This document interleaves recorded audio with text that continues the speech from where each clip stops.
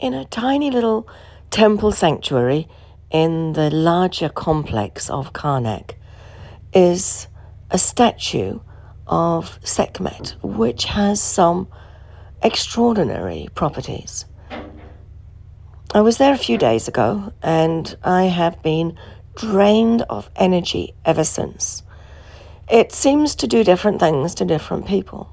On my first visit to this beautiful statue, I actually fainted, and the tour guide and assistant helped me out, sat me down, gave me water, and I had completely blacked out. But this time I thought, well, I'll just go in there briefly, have a good look, and come straight back out. And I didn't faint this time, but my energy was completely drained. I got outside, I was fine, I felt okay, I just felt a little drained, and then we went on to look at the 7 gates, which is further down in Karnak, and it was like my battery had just been completely flattened. So I thought, does this happen to other people? One of the people I was with when I visited this time, he came out, eyes pouring with tears. It had moved him to an extent that he completely was overwhelmed by the statue and couldn't even put it into words.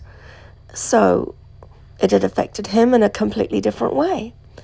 And when I look up the statue and the way it affects other people, I see things like some people seeing strange orbs being emitted from the statue. But the most weird and interesting one is this one. It's from Funny Old World, so I'll just let you hear the clip, and it really does blow your mind. Now, at first, I didn't notice anything wrong with this photo, right? It's just a person who's walking in front of the statue and it's got a bit blurry. Except that's not a person. The man took a photo of the statue with nobody in the room. This is not a person. This is nobody on the tour. Okay, here is an enhanced image of the photograph before, and you can see that this is not a solid or this was not a human that was in the room. Nobody on the tour was wearing a hat. Nobody was wearing a kind of coat like that. This is not a reflection of anybody. So that really, really stunned me, because that is even more powerful than what I've experienced, to actually catch in a photograph a picture of Ptah, who was the partner of Sekhmet. The two were in love. And there's a statue of Ptah in the room next to Sekhmet, but it's a bit damaged, as you can see. And in the third room, there is nothing. It's just empty. So there's the 3 rooms in this little temple, and Sekhmet is the only one that's really intact. But can you imagine how powerful this little temple would be if all 3 statues were actually still there? But let's get back to Ptah. So here's a few statues from today. Some are modern, some are from museums. But it's just to give you the feeling of what Ptah actually looked like.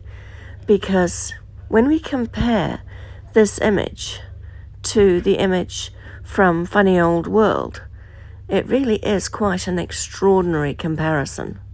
Oh, by the way, this, if you didn't realize it, this is the guy that they modeled the Oscar award on. So you can see quite a similarity there. So what do I think this is all about? Well, I reckon that there is a lot of energy in this temple. I think that's a general consensus of a lot of people who have been into that temple. They say it has a feeling of a lot of energy. And I think that there is some technology involved in what happens in this area. Maybe it's deep underground, maybe it's within the stone.